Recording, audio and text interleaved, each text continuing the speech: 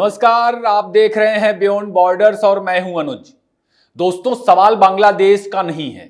बांग्लादेश का क्या होगा यह कोई सवाल नहीं है। उसका अंजाम तो नोआखाली ने ही तय कर दिया था, बंटवारे में ही तय हो गया था और वो लगातार उसी दिशा में आगे भी बढ़ रहा है।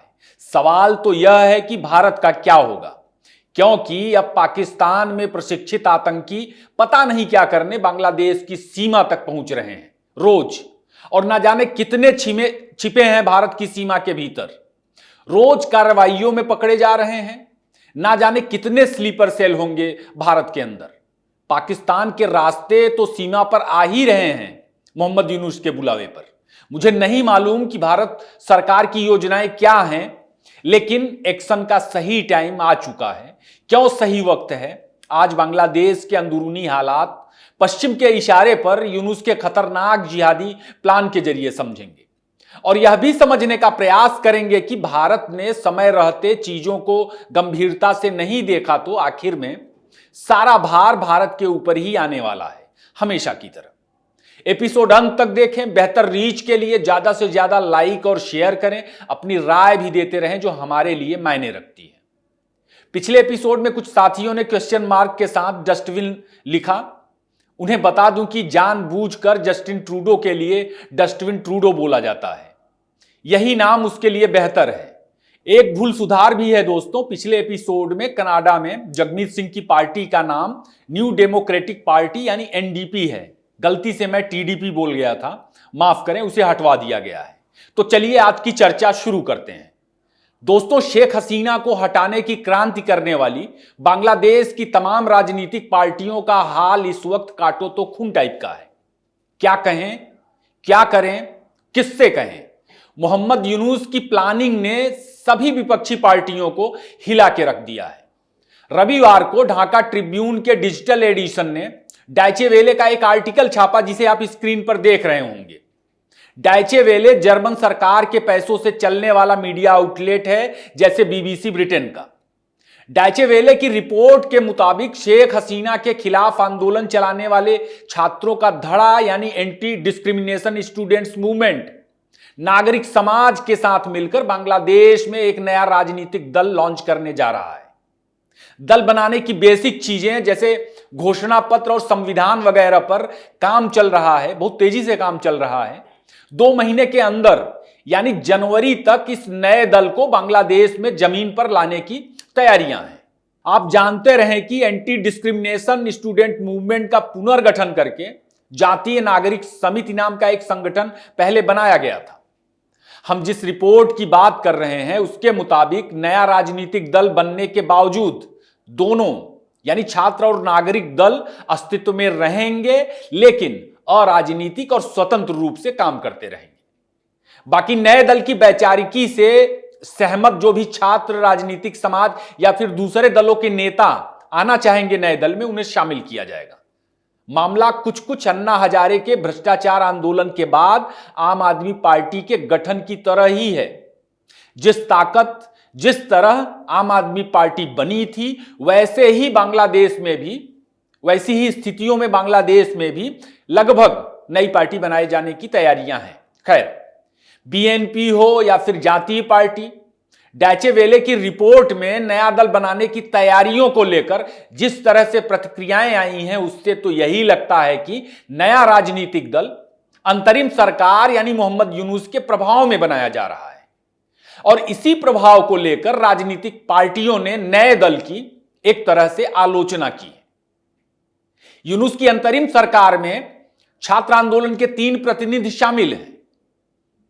यूनुस और उनके भरोसेमंद लोग ही अंतरिम सरकार चला रहे हैं, जिसका गठन बाइडेन प्रशासन के प्रभाव में किया गया था शेख हसीना के तख्ता पलट के बाद। बांग्लादेश में नया दल क्यों बनाया जा रहा, आपको इसको कुछ पॉइंट्स के जरिए समझाने का प्रयास करते हैं।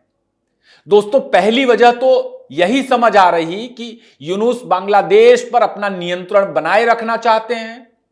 इसी वजह से नया बांग्लादेश बनाने के नाम पर उन्होंने तमाम जरूरी सुधारों के बहाने चुनाव करवाने को लेकर के लगातार आनाकानी दिखाई है। 2 साल का समय लेते हुए मोहम्मद यूनुस चुनाव करवाने की बात तो करते हैं, लेकिन तमाम इब्बट भी लगा देते हैं, क्योंकि अगर चुनाव हो गए होते या फिर हो जाए तो खालिदा जिया की पार्टी यानी बीएनपी का सत्ता में आना तय रहता। दूसरा, यूनुस नए राजनीतिक दल के जरिए बीएनपी और तमाम दूसरे संगठनों को डिस्क्रेडिट करने के प्रयास में है। जो जुलाई में आंदोलन चला, सारा श्रेय नए राजनीतिक दल को देने की तैयारियां हैं। असल में होगा यह कि एक मैसेज यह जाएगा कि शेख हसीना को हटाने के पीछे नया दल और आंदोलनकारी छात्र थे, नागरिक समाज था, उसमें बीएनपी जैसी पार्टियों का, तमाम संगठनों का कोई योगदान नहीं था। तीसरा जो पॉइंट इससे निकल रहा है कि चुनाव में जितना वक्त मोहम्मद यूनुस लेंगे, राजनीतिक दल उतने ही ज्यादा जमीन पर कमजोर होते जाएंगे, जनता की नकारात्मकता का सामना करेंगे। पागलों का झुंड महंगाई वगैरह से परेशान है और जमीन पर दोस्तों बीएनपी जैसे संगठनों को लोगों के सवालों का सामना करना पड़ रहा है इस वक्त।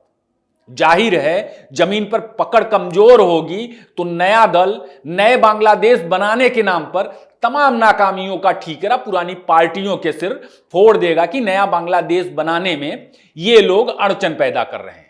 शेख हसीना के खिलाफ जो आंदोलन खड़ा हुआ था उसने बांग्लादेश में एक बड़ा वर्ग तैयार किया है। उस वर्ग में राजनीतिक महत्वाकांक्षाएं देखी जा रही हैं और प्रयास यह है कि नए राजनीतिक दल के जरिए उसे भुनाया जाए, जैसे दिल्ली में आम आदमी पार्टी के साथ दिखा था एक दशक पहले। और चौथा पॉइंट जो निकल रहा है दोस्तों वह यह है कि नए दल के जरिए बांग्लादेश में एक राजनीतिक बेस बनाने की तैयारी है। और यह योजना मोहम्मद यूनुस भर की नहीं है, बल्कि मोहम्मद यूनुस को गद्दी पर बिठाने वाली उन पश्चिमी ताकतों की भी है जो बांग्लादेश पर यूनुस के बाद भी अपना नियंत्रण बनाए रखना चाहती हैं, चुनाव के बाद भी, जो भारत और चीन दोनों से दूर हो। और इसी मकसद से शेख हसीना का तख्ता पलट भी किया गया था और यूनुस का कट्टरपंथी चेहरा सामने आया था। उसकी सरकार में हिंदुओं और दूसरे अल्पसंख्यकों का नरसंहार करके बांग्लादेश में पहले से मौजूद बीएनपी, जमात जैसी कट्टरपंथी पार्टियों का बेस कमजोर किया गया यूनुस का चेहरा बनाने के लिए। बांग्लादेश में यूनुस की अंतरिम सरकार या यूं कहें कि यूनुस की सरपरस्ती में बन रही राजनीतिक पार्टी का मतलब है कि बांग्लादेश में आगे अगर वह राजनीतिक पार्टी सत्ता में आएगी तो बांग्लादेश में पश्चिम की एक शैडो सरकार ही काम करेगी। यूनुस की उम्र 84 साल है। जाहिर है कि पश्चिम यूनुस के बाद कोई नया विकल्प जरूर तैयार करना चाहेगा और वह उसे नया राजनीतिक दल ही दे सकता है वह विकल्प। वैसे भी मुस्लिम पॉलिटिक्स में स्वीकार्यता को लेकर के अब कोई बड़ा सवाल नहीं है। आज की तारीख में नए बांग्लादेश का सबसे बड़ा मुस्लिम नेता, सबसे कट्टरपंथी मुस्लिम नेता मोहम्मद यूनुस है। खालिदा जिया और जमात के तमाम नेता कट्टरपंथी राजनीति के मामले में यूनुस से पीछे जा चुके हैं। पाकिस्तान से यूनुस की गुटरगू और हद दर्जे तक भारत का विरोध और अल्पसंख्यकों पर कट्टरपंथी हमले और तमाम आतंकियों की रिहाई, कट्टरपंथी राजनीति में बीएनपी और जमात को कमजोर करने की यूनुस की अपनी रणनीति थी दोस्तों। अब सबसे बड़ा सवाल है कि इन चीजों का आखिर बांग्लादेश पर क्या असर पड़ेगा। नए दल को लेकर जो प्रतिक्रियाएं सामने आ रही हैं उसमें वहां का विपक्ष स्वाभाविक संदेह जताते दिख रहा है। काटो तो खून नहीं टाइप का मामला है। वह कहे भी क्या, क्योंकि यह उसी की ताकत थी जिसकी वजह से शेख हसीना को अराजकता के बाद बांग्लादेश छोड़कर भागना पड़ा और यूनुस की ताजपोशी हुई थी। अवामी लीग को चुनाव लड़ने देने के शिगुफे ने भी, जो अभी हाल ही में आया था, विपक्ष को और चौकन्ना कर दिया। खालिदा जिया को अपनी रैली रद्द करनी पड़ी जो 21 दिसंबर को होनी थी। स्वास्थ्य कारणों का हवाला दिया गया। खालिदा इसी महीने इलाज के लिए लंदन जा रही हैं, जहां उनका बेटा तारिक रहमान पहले से रह रहा है। तारिक रहमान और तमाम दल चुनाव पर साफ स्टैंड नहीं लेने को लेकर मोहम्मद यूनुस पर लगातार हमलावर है। पिछले एपिसोड में बताया भी गया था कि किस तरह तारिक ने मोहम्मद यूनुस पर संकेतों में विदेशी ताकतों के हाथ खेलने और बीएनपी जैसी पार्टियों को बांग्लादेश के अंदर कमजोर करने और बांग्लादेश के खिलाफ तमाम साजिशों के आरोप लगाए थे। तारिक ने कहा था आपकी पार्टी यानी बीएनपी के खिलाफ, साथ ही देश के खिलाफ साजिशें अभी तक खत्म नहीं हुई हैं, चाहे वे हमारे देश में हो या देश के बाहर, क्योंकि कई लोग देश के वित्तीय संसाधनों और प्राकृतिक संपदाओं को लालची नजरों से देख रहे हैं। संकेतों में तारिक ने क्या कहने का प्रयास किया? असल में यूनुस और शेख हसीना की संभावित वापसी का डर यह है जो तारिक के बयान में दिखता है। इससे पहले तो एक प्रक्रिया में तारिक ने विदेशी ताकतों की बांग्लादेश पर नजर को लेकर के भी कमेंट किया था। सॉवरेनिटी, संप्रभुता, बांग्लादेश की संप्रभुता को लेकर के भी कमेंट किया था। भारत का तो वे लोग नाम लेकर गरियाते हैं और बीएनपी चीन का दोस्त है, तो समझ सकते हैं कि तारिक असल में विदेशी ताकतों के नाम पर यूनुस के जरिए पश्चिम के भय का मुद्दा खड़ा कर रहे हैं। एक अपडेट यह भी है कि खालिदा जिया बैक चैनल भारत से भी मदद मांग रही है कि वह कुछ करे। भारत अपनी ताकत का इस्तेमाल करके मोहम्मद यूनुस पर चुनाव के लिए दबाव डाले। बीएनपी की तमाम प्रतिक्रियाओं में एक और चीज बहुत सामान्य रूप से दिख रही होगी, आपने देखा होगा, जो गौर करने लायक है। इधर के दिनों में भारत की सख्त आलोचना बीएनपी की तरफ से बंद हुई है और बीएनपी अपनी राजनीति से अलग बांग्लादेश के अंदर सेकुलर पॉलिटिक्स करते दिख रही है। सभी धर्म के लोगों की बात करते दिख रही है। हिंदुओं के खिलाफ बांग्लादेश में हिंसा को लेकर यूनुस सरकार की कार्यप्रणाली पर सवाल उठाते दिख रही थी। जाहिर है कि बांग्लादेश में जो कुछ हो रहा है उसके गंभीर असर होंगे। शेख हसीना के बाद एक राजनीतिक शून्य की वजह से अराजकता का आलम उसे सिविल वार की तरफ ले जा रहा है, क्योंकि बांग्लादेश को लेकर कई तरह के और कई लोगों के इंटरेस्ट हैं।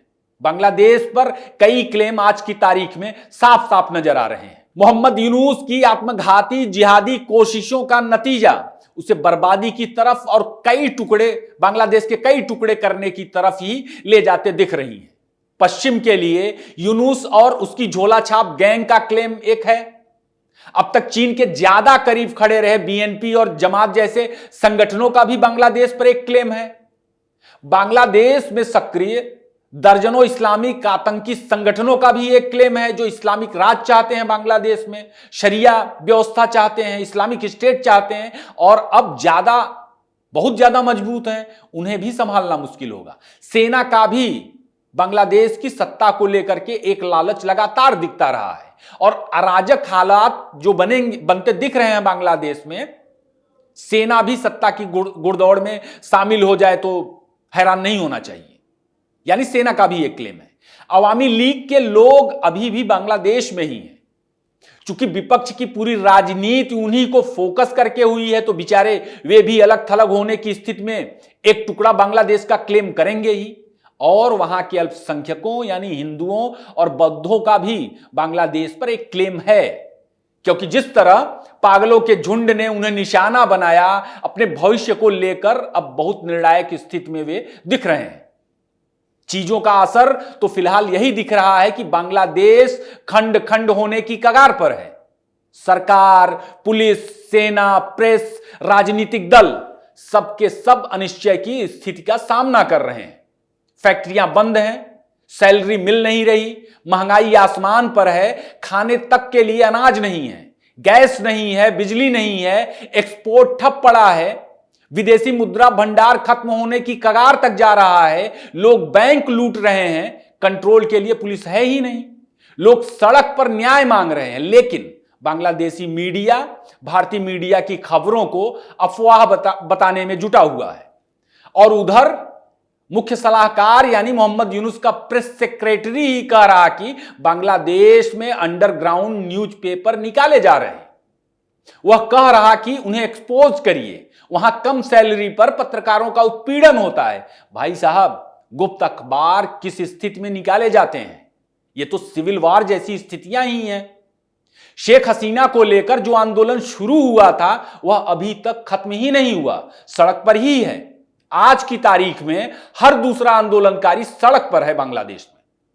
ना जाने कितने संगठन सड़क पर हैं। ढाका में रविवार के दिन पोस्ट ग्रेजुएट डॉक्टर्स भी सड़क पर न्याय मांगने उतर पड़े। शहर का एक मुख्य रास्ता पूरे 7 घंटे तक जाम रहा। आप हालात का अंदाजा लगाइए। यह सिर्फ बांग्लादेश की राजधानी नहीं, बांग्लादेश के हर शहर, हर इलाके का हाल है। भारत के सीमावर्ती इलाकों में आतंकी सक्रिय हैं। पाकिस्तान इस मौके को दोस्तों यूनुस के साथ मिलकर भुनाने की कोशिश में दिख रहा है। पश्चिम बंगाल में लश्कर तैयबा का एक आतंकी दक्षिण 24 परगना से पकड़ा गया है। वह नेपाल के रास्ते भारत आया था और एक खूंखार आतंकी है। उसे पाकिस्तान में ट्रेनिंग मिली थी। मुर्शिदाबाद, दक्षिण 24 परगना और पश्चिम बंगाल के तमाम दूसरे जिलों में रोज ही आतंकी पकड़े जा रहे हैं। देश भर के अलग अलग इलाकों में भी रोज ही पकड़े जा रहे हैं। स्थिति गंभीर है क्योंकि बाइडेन प्रशासन और सोरोस के रिश्तेदारों ने बांग्लादेश में जो सर्कस शुरू किया था, भारत चाह कर भी उसके असर से बच नहीं सकता। बाकी यूनुस तो भारत से मार खाने पर आमादा ही है, बावजूद कि उसे अंजाम पता है।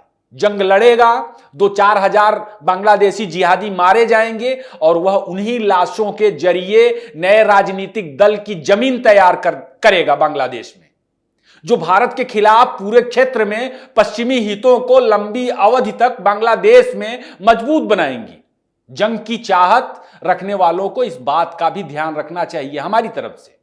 अब देखिए, लंदन में इलाज के साथ खालिदा जिया क्या क्या तय करके वापस आती है। दांव पर उनका भी राजनीतिक अस्तित्व लगा है, क्योंकि उनकी जिहादी राजनीति पर एक और बड़ा जिहादी, एक और बड़ा भारत विरोधी और एक और बड़ा हिंदू विरोधी आज की तारीख में काबिज हो गया है और वह गद्दी छोड़ ही नहीं रहा। उसकी योजनाएं भविष्य की बहुत लंबी हैं। भारत विरोधी पश्चिमी ताकतों ने बांग्लादेश को जिस तरह अपने चंगुल में लिया है और आगे भी उसे काबू रखने की योजना पर काम कर रही हैं, सीमा पर भारत की सुरक्षा, पूर्वोत्तर राज्यों में स्थिरता और देश की आंतरिक स्थितियों के लिए बहुत ठीक हालात नहीं कहे जा सकते। आज के लिए बस इतना ही। एपिसोड आपको कैसा लगा कमेंट करके जरूर बताएं, खूब लाइक करें, दोस्तों के साथ साझा करें। फिर किसी नए टॉपिक पर मुलाकात होगी। आपने इतना वक्त दिया, आपका बहुत बहुत धन्यवाद।